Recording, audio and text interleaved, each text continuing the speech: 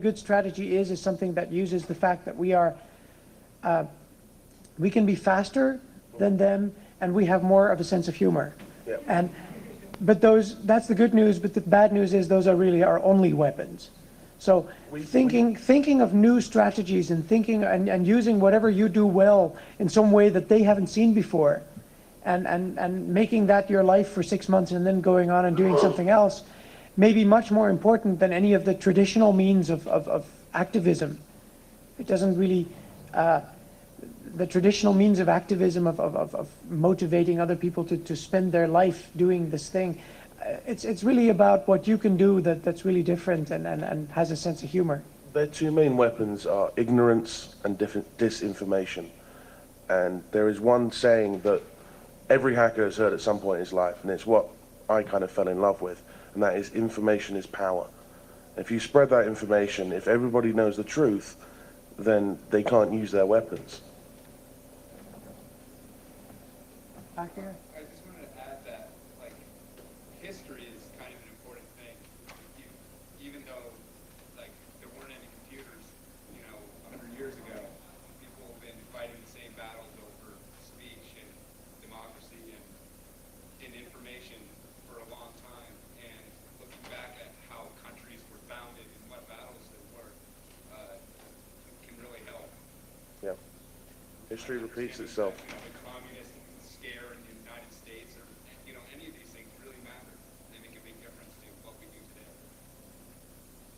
I mean, there's one thing why I put this child pornography to the public and the media can be our friends, because I mean, what they actually do is keep the people not only very stupid, but use this stupidity with some keywords to get acceptance for what they are doing. So things like child pornography means they just use the missing media competence of the public if it comes to such sensitive issues.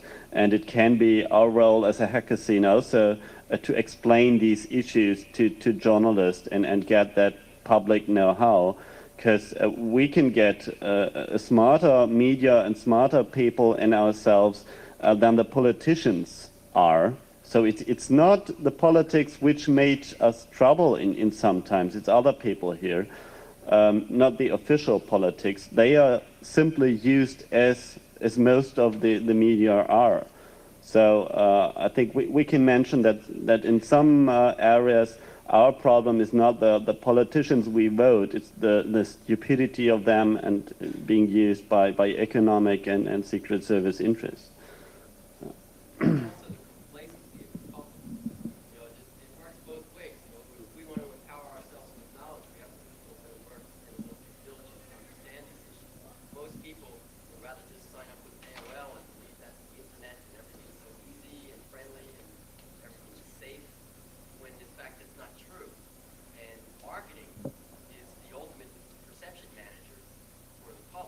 That instills this complacency and perpetuates. Now, we happen to be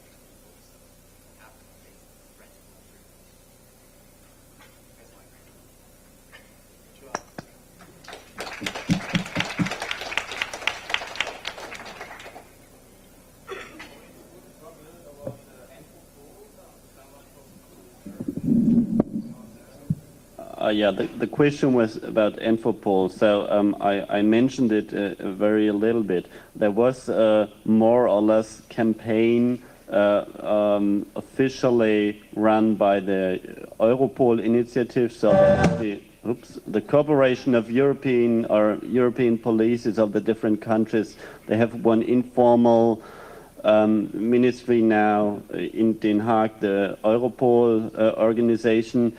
And they wanted to have some laws, European laws in all countries, so that one country could intercept a European citizen which is in another country. This initiative called Infopol was officially non-existent for a long time. So they said there doesn't exist such an idea, and that's all bullshit. And then there were some papers found out by, let's call it investigative journalism and not hacking, or maybe it's the same. And so that they couldn't deny that it exists, but then it was away. And exactly this strategy discussion is for this new stuff coming now, simply called lawful interception.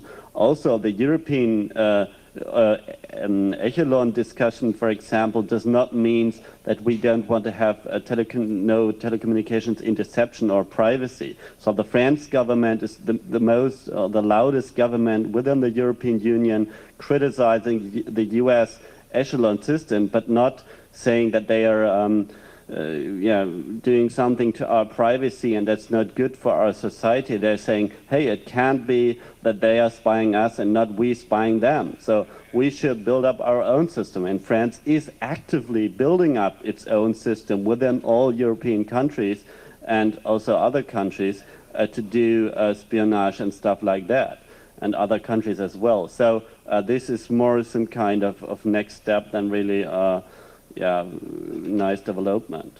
And so Infopol is now renamed also, like other stuff is renamed. So we don't have key escrow, we now have review.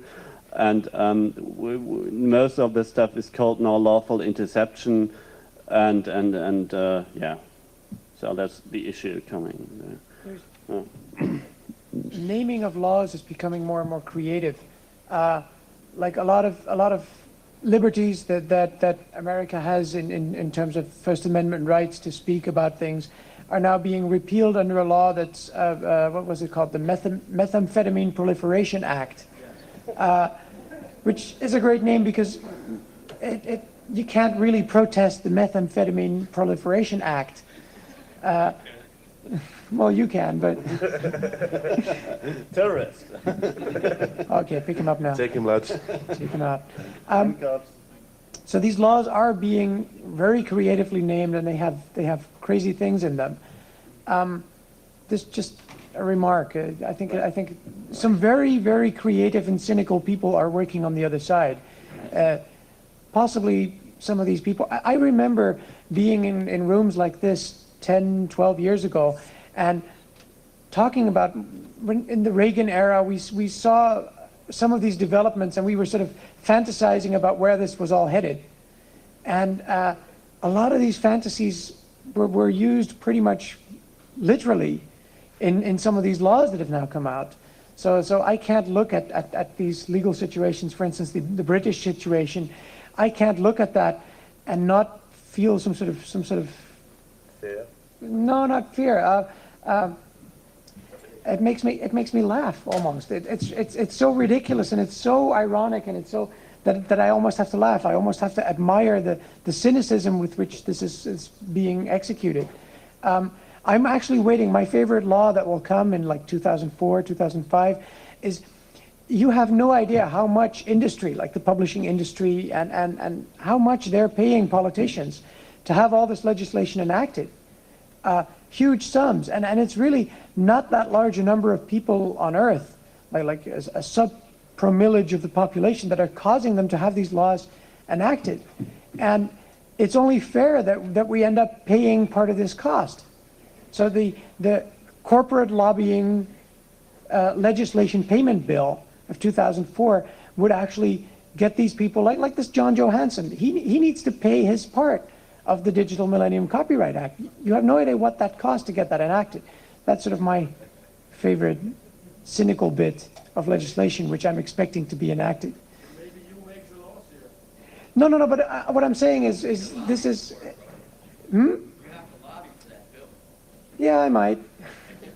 No, but what I'm saying is we should, a few years, you have to think ahead. You have to think ahead about what's, if this is the current situation, what is the worst they could do? I'm not saying we shouldn't fantasize about that, but you should take these fantasies and think about them really carefully because they might become real. And you have to be a few years ahead. Well, I don't know if that makes any sense, but to me it does. Any further? There, yeah. If the government would start using hardware stuff, like hardware companies building computers, like putting in almost a number like the post out on computers now, so on the numbers like forgot the name, like serial number and an electronic serial number for every computer bought, or something would try to control. The Intel P3. Yeah, like the actual sum of computer stuff, supposedly anonymity as a whole, like you wouldn't have an IP to have your computer's number before. It's already here, the Intel P3. Yeah, I mean, that's past, but the question in general is, of course, the question of identification. And we have to mention there's some kind of a very huge, large, esoteric discussion out there around us called e-commerce. And in that discussion, there is the government coming with suggestions like the digital signatures, which means people shall be identified. This does not really make sense for electronic commerce, because someone who wants to trade information or a good, he wants to get the money. He does not in the first term care about who he's selling it to, he cares about getting paid. And so for electronic transactions, what we need, I would say, is digital anonymous cash and not digital signatures. But what the government says is people make contracts. So if you take it from a legal and theoretically perspective and take the fantasy Rob just mentioned, you can say, oh, those people make contracts, so they need to identify each other so they can wear those people to court and take their handcuffs and stuff like that. So we have to go to that discussions also, because digital signatures are not only an overload where governments spend money which is senseless and could be used for good projects, but also is doing harm to society, because if there is too much personal and identification data out there, there will be people using that for bullshit. We know that. So if it's there, people will do it, and we got to avoid that. And so stuff like that, I think it's very important that also we as a hacker scene go to the discussions of computer security taking place at commercial places and speak out loudly our ideas and our point of views on that, because there's lots of companies like telecommunication carriers who also have lots of problems and don't like to integrate lawful interception technology, but their problem is that they work under NDA conditions, so under non-disclosure agreements. So they know all this bullshit, but they cannot speak out it loudly because they get paid for not doing it. And so that's a situation hopefully we as a hacker scene do not get in. And I mean, we could close this session with how the whole Congress started here, was something about please do not sign NDAs, because it makes you impossible to not speak out what's happening. and I mean, that's what hackers should be aware of. So. Okay, try this. You mentioned the leaders of certain corporations as aiming to tighter control, pressuring governments. Could you try to give a more complete listing of who are the power groups aiming for this control? What about the military, professional politicians? Which corporations say are the most interested? Depends what development you're talking about. There's a number of things going on in parallel. There's control. The publishing industry, which is basically an industry of middlemen, paying very little to whoever creates content or creative product, and then getting a lot of money from the consumers. The publishing industry is, of course, in its own fight with the internet and this whole global networking thing that's happening. That's one thing, and the obvious players in that are the movie houses, the big publishing companies. Then there's this intelligence angle. There's the industry of government spying on its citizens for corporate intelligence, for political intelligence. So there's a lot of parallel developments going on, and the big players in that are obviously the ones that make the most money out of the existing situation continuing as it is. I'm not sure it makes sense to give you a list of like these companies are evil and these aren't. It depends what issue it's about. Mercenaries too. Sorry? Now kind of commercial counterintelligence for buyers, public relations agencies, things like that. They were pretty underground for a while, but lately now it's being touted as a service, as a value add. Go in and hack your competitors, spin their wheels, whatever. Economic espionage against your competition, whatever. It's a service. It's a mercenary service. It's not based on ideology anymore. From the government level, to talk about the National Counterintelligence Center, nacic.gov, that your website has the video inside. That the corporate espionage for the government. Steele alluded to it last night, but he didn't identify the names as NACIC, National Counterintelligence. But also, aside from the government in the United States, it's a commercial industry now, where people just do it. They don't give a damn who they are. They're going to spin. They just pay them and they'll go after the target. So, the threats are different now. It's not only legal threats, it's competitive threats as well. And this is a cutting edge, really mercenary commercial enterprise now. That makes a lot of money. A lot of the big PR agencies all will be, with Nolte and Ketchum, all these guys all involved. Yeah. What helps for me is not to look at the current political situation as them and us. Them is as diverse as us. Them is a bunch of interests which, for a large part, happen to point in a negative direction because that's where the money is or because that's where the economic interests are. But them is diverse, and them can be turned on themselves as easily as we can be turned on ourselves. So I think it's not very productive to look for the master plan or the evil leaders behind the screens, even though in some cases there are evil plots behind the screens, but to look for sets of interests which may be pointing in the same direction, and to look for ways to turn these interests onto each other. We're running out of time, so I would like to take one or two more questions or points if there are any, and then sort of wrap it up.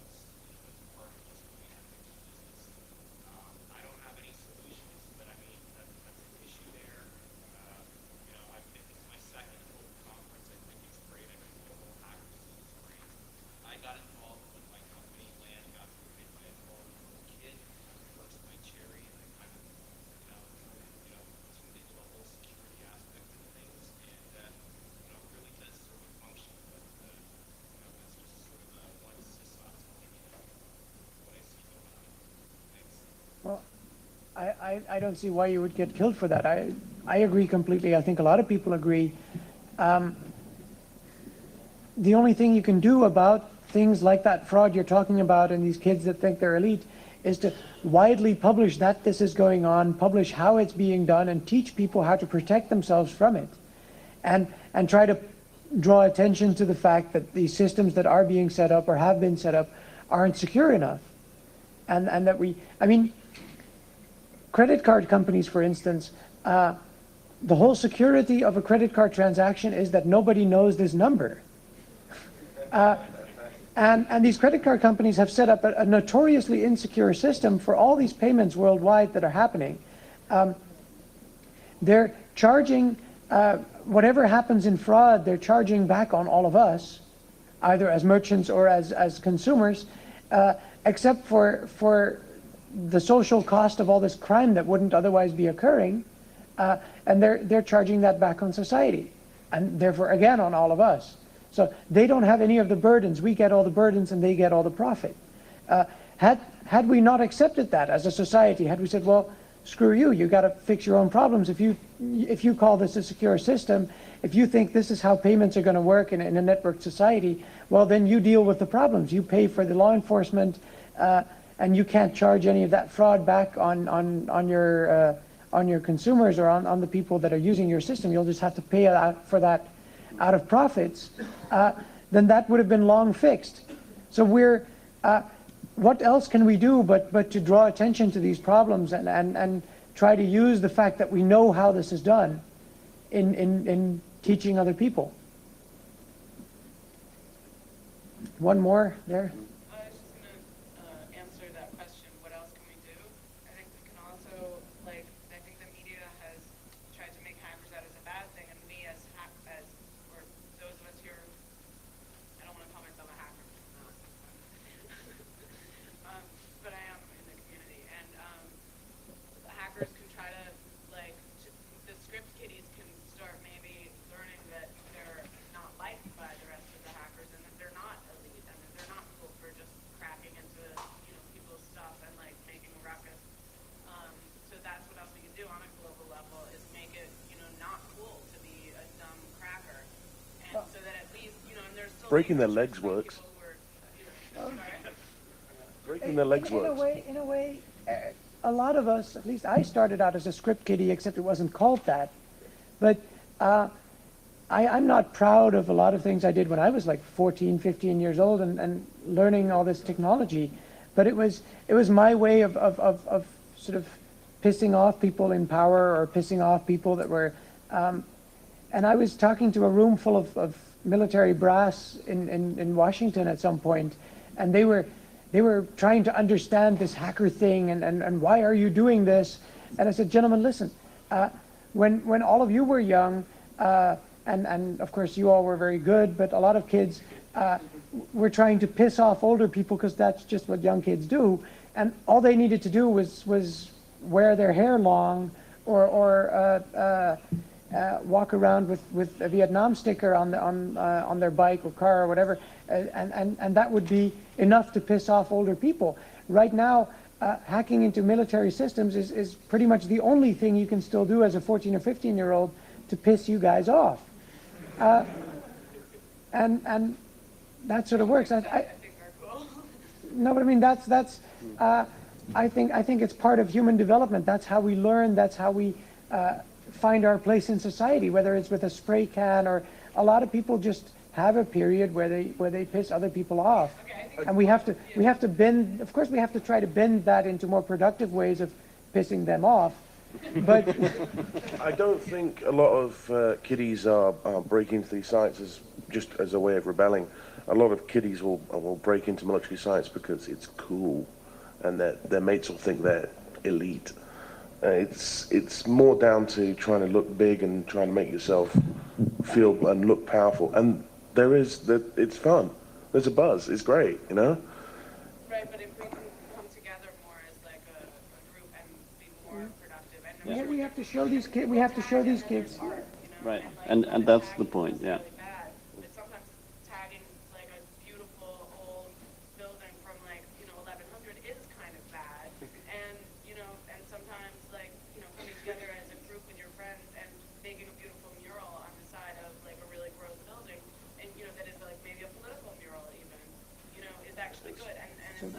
In other words, we got to show these kids that there is a community that they can grow up in which respects some of the technical excellence or some of the technical tricks that they're involved in, and yet that yes, there is a responsible way to grow up doing stuff like that. And so what we need is to invent projects where this energy can get into. So that's for me the point. Yeah. Definitely.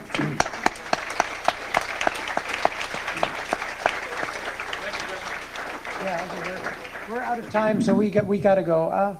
See you later. Cheers.